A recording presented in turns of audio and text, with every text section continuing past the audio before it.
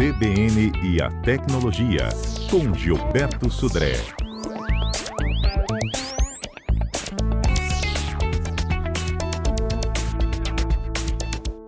Bom dia, Sudré.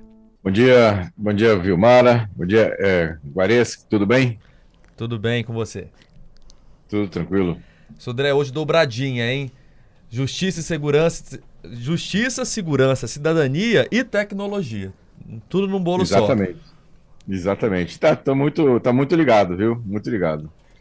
Tem pergunta, Norberto? Já tem sim, mas antes, Álvaro, deixa eu só atualizar, porque desde o início do programa a gente está com uma enquete, justamente trazendo ali qual golpe virtual, né, aproveitando o clima da Vilmara e do Gilberto, que mais preocupa você, nosso ouvinte internauta. Gilberto, estamos com 4 opções. Os golpes no WhatsApp, golpe do Pix falso, quase caiu num desse, tá, Gilberto? Falsa central telefônica, que a Vilmara até tinha falado, ou os golpes que envolvem aquela inteligência artificial e deepfake. Aqui no YouTube, a galera tá preocupada que são com os golpes no WhatsApp, gente. É a opção votada aqui por 38% dos nossos internautas. Já no nosso Instagram, Gilberto, deixa eu atualizar aqui, é o WhatsApp também. A galera tá preocupada com o WhatsApp. É a opção votada por 90% dos nossos internautas. Ô, Gilberto. Muito bom, exatamente. Conseguiu ouvir a resposta? Ouvi, sim. Bom, pode continuar. Bom, o WhatsApp realmente, praticamente todos que têm celular hoje no Brasil, a grande maioria, utiliza o WhatsApp e os golpistas sabem disso. E por isso eles vão tentar sempre utilizar essa ferramenta para chegar até as suas vítimas, ou supostas vítimas, nesse caso, nessa situação. E aí, né, eu até perguntaria para os nossos ouvintes, né, ou seja, será que você acredita que conseguiria identificar um golpe digital antes de cair nele, né?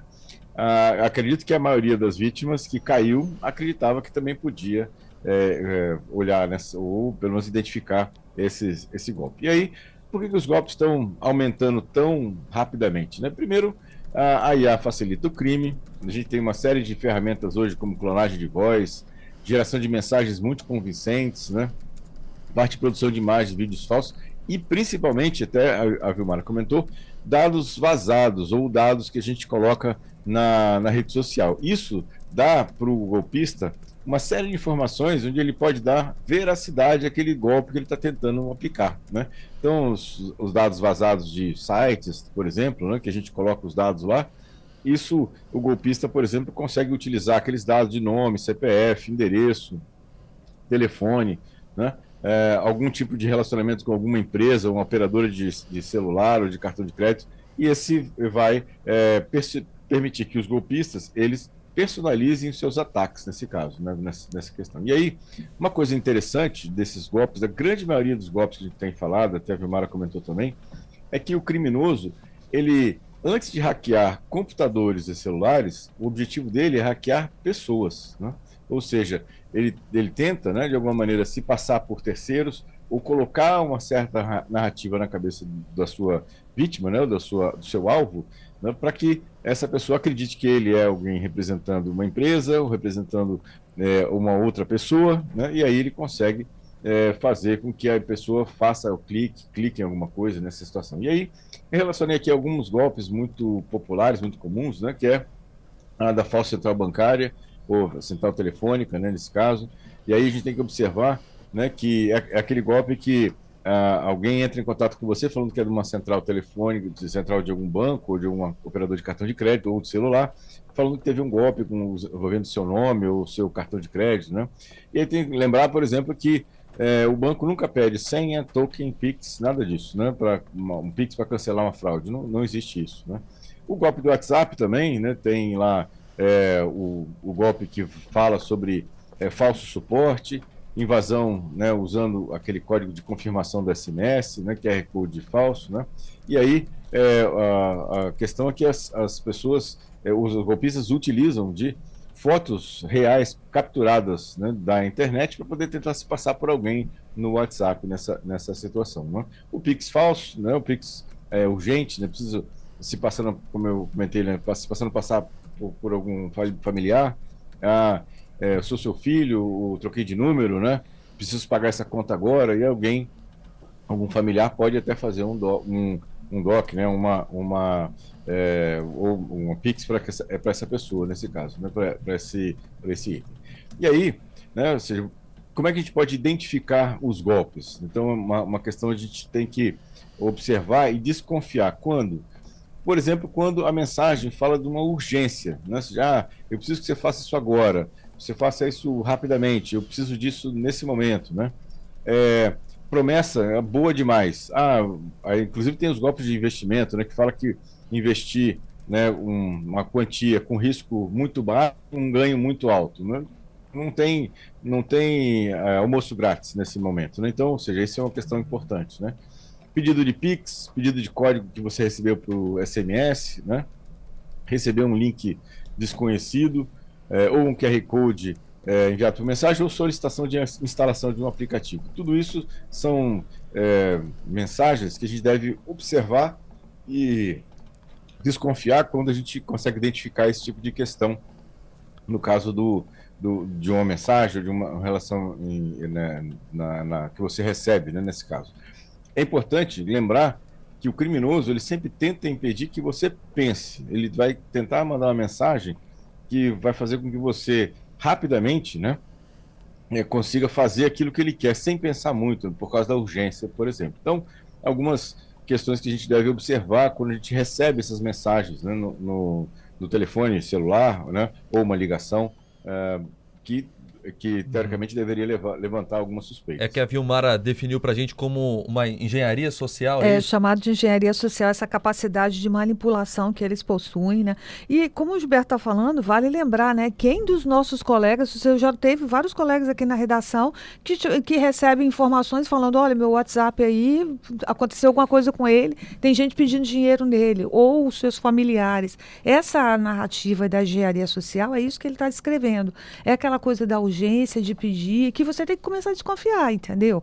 Assim, eu parto do princípio de que se você tem um filho, um amigo que está ali te mandando pedindo um WhatsApp com urgência, você tem que desconfiar, porque urgência por urgência, ele já está na urgência, ele pode esperar um pouquinho até você que faça um outro mecanismo de checagem aí para ver se aquilo é real, né? E aí você vai descobrir que não é. Tem pergunta dos ouvintes? Nesse caso de alguém se fazendo passar por um familiar ou por um amigo pedindo dinheiro para pagar uma conta, a minha sugestão é que você, tudo bem, eu vou fazer, mas faz uma chamada de vídeo para mim aqui agora, que eu quero conversar com você, né? E aí, na grande maioria das vezes, o golpista simplesmente desliga, sai, não dá mais resposta, bloqueia, né? Porque ele viu que ele foi descoberto. Ou se você já tem a chave do Pix do seu filho, manda para aquela chave que você já tenha, né? Não, eu acho que antes de mandar, antes de qualquer transferência de dinheiro nisso, tem que ter preciso tirar. Mas assim, se você ainda assim, no final das contas, tiver passado por essas barreiras, por que você estaria pagando para outra pessoa se é uma pessoa que está te pedindo? É meu filho que está me pedindo, mas está na chave de Pix de um terceiro que eu não conheço, mais um ponto para desconfiar, né? Sim. Adalberto. Olha, Gilberto, sobre essa engenharia social que a gente tem tanto falado aqui, o nosso ouvinte Alexandro está mandando uma participação. Bom dia, Álvaro. Bom dia, Adalberto, Patrícia, Letícia. Os criminosos ficam estudando, não tem lógica não, eles ficam estudando, entendeu? Para dar o golpe. O bandido, quando ele vai roubar uma pessoa, ele fica monitorando. E é a mesma coisa do golpista, ele vai treinando até acertar, e quando acerta ele vai fazendo. Agora, eu queria aproveitar, Gilberto, essa do Alexandro, porque até pouco tempo atrás a gente falava que eram apenas os idosos, por exemplo, que estavam muito condicionados a cair em golpes digitais. Mas hoje a gente percebe que não, gente, já não tem essa questão de faixa etária, não. Você jovem ali, adulto, né, Gilberto? Esses golpes são tão aperfeiçoados que qualquer pessoa pode estar vulnerável. Exatamente. Os golpistas, eles vêm, né, ao longo do tempo, sofisticando, né, os seus ataques. Os golpistas, eles entenderam, né, infelizmente, que ele corre menos risco, né, quando ele faz o golpe digital, né, o golpe via algum tipo de ferramenta digital. Ao contrário de ele estar na rua e fazer a abordagem de uma pessoa que pode reagir, pode ter algum tipo de questão. Então, infelizmente, né, o golpista ele entendeu, né, que esse é um outro caminho mais fácil, entre aspas, para ele nesse caso. E aí a gente precisa, basicamente, investir na investigação, investir na polícia para que ela tenha capacidade rapidamente de investigar. A gente sabe que tem uma série de limitações, por exemplo, na questão de depender da justiça para quebra de sigilo de contatos ou de linhas telefônicas, mas é um caminho que a gente tem que seguir. É importante destacar aí, né, que você estava perguntando assim, eles treinam, hoje não tem faixa etária, mas se você observar tudo que o Gilberto vem falando, o atrativo vem mudando. E aí o atrativo pode não ser para o idoso, mas pode ser para pessoas mais novas, né? Hoje, dobradinha, justiça, segurança e cidadania e tecnologia aqui na CBN. Vilmara Fernandes trouxe mais cedo o destaque das 7 cidades do estado que concentram mais de 1.000 casos de golpes cada uma. Falou sobre os golpes virtuais que estão abocanhando aí uma parcela maior desses números dos golpes aqui no estado. E Gilberto Sudré trazendo a análise, então, desse contexto dos golpes virtuais que ele já faz aqui toda semana, alertando a gente. Mais do que nunca, Sudré, o golpe está aí. Então a vinheta hoje está autoexplicativa, né? Exatamente. A gente aborda aí toda quarta-feira de um golpe novo, né? E tem tantos golpes nessa questão. Agora, Álvaro, eu queria comentar sobre as pessoas que, por exemplo, perceberam que caíram num golpe, né? O que elas podem fazer, não seja nesse caso? Primeiro, interromper imediatamente o contato com o golpista. E aí, correr atrás de contato com o banco ou operadora de cartão de crédito, bloquear os cartões, avisar o banco que pode ser que tenha havido um golpe, né, com a sua conta corrente, por exemplo. Alterar senhas de e-mail, senhas de banco, né, nesse caso. Se você não fez, ativar a autenticação 2 fatores, isso é uma questão muito importante, isso dificulta bastante o golpista, né, quando você tem autenticação 2 fatores, e aí praticamente todos os grandes perfis hoje têm essa função, né, de você ativar a autenticação 2 fatores, isso dificulta bastante, né, para o golpista ter sucesso no seu golpe. Registrar um boletim de ocorrência, caso tenha alguma questão posterior, então você tem como justificar que houve, né, esse ataque ou essa invasão, e avisar os familiares. Lembrando que quanto mais rápido você agir, maiores são as chances de você reduzir o prejuízo que porventura venha a acontecer com esse golpe. Tem dúvida aqui, ó, participação do Giovanni. É o relato do nosso ouvinte Giovanni, Gilberto e Vilmar, vamos lá. Bom dia, CBN. Com relação à segurança, quase que eu caí num golpe que o cara não usou o senso de urgência. Ele tentou criar um vínculo afetivo, porque ele tentou se passar por um parente meu que vem aqui na minha casa regularmente, tá? E disse que já estava chegando.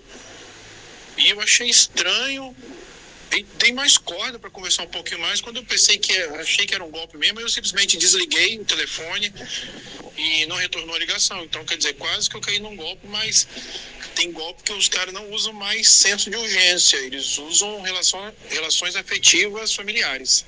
E, Gilberto, o que a gente pode orientar para o Giovanni e para outras pessoas que talvez já tenham passado ou eventualmente vão passar por esse tipo de situação? Sempre que você recebe um contato de alguém falando que é um parente, um amigo, né, e está conversando, se você passa rapidamente para uma ligação de vídeo, por exemplo, no WhatsApp, né, normalmente o contato é feito via WhatsApp, você já tem certeza de quem está do outro lado, se a pessoa do outro lado é realmente o seu amigo, o seu parente, seu filho, sua filha, ou se aquilo é um golpista nesse caso. Então, essa é uma questão que dá para a gente confirmar quem é a pessoa que a gente está conversando do outro lado.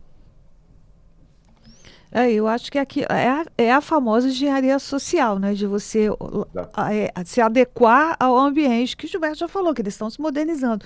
Mas acontece que você tem que ficar atento também, né? É o perfil, eu fico sempre pensando assim, é o perfil, se o Adalberto vai com frequência na minha casa, para que ele vai me ligar, entendeu? Para poder pedir dinheiro e não for lá, assim, começa a desconfiar dessas circunstâncias, assim, né? Que podem te levar a cair num golpe, assim. O Adalberto é uma pessoa que precisa de dinheiro, você tem que pensar, né? Assim, tem todo um contexto. Mas é verdade, tem um um contexto. Não é uma pessoa que tem esse costume, que teria essa liberdade comigo de me pedir um dinheiro emprestado, então tem que ter esse contexto. Vou pedir para o Marcos, então, ó. Vamos lá, hoje mais do que nunca, a vinheta é um recado para você, um alerta. O golpe tá aí. Sudré, obrigado, viu? Até semana que vem. Até semana que vem. Obrigado aí, Álvaro. Obrigado, Vilmar. É um prazer estar aqui dividindo com vocês esse bate-papo, né, sobre segurança, sobre crimes digitais também. Um abraço. Obrigado, Vilmara. Brigadão pela dobradinha hoje. Obrigada a todos vocês e até quarta.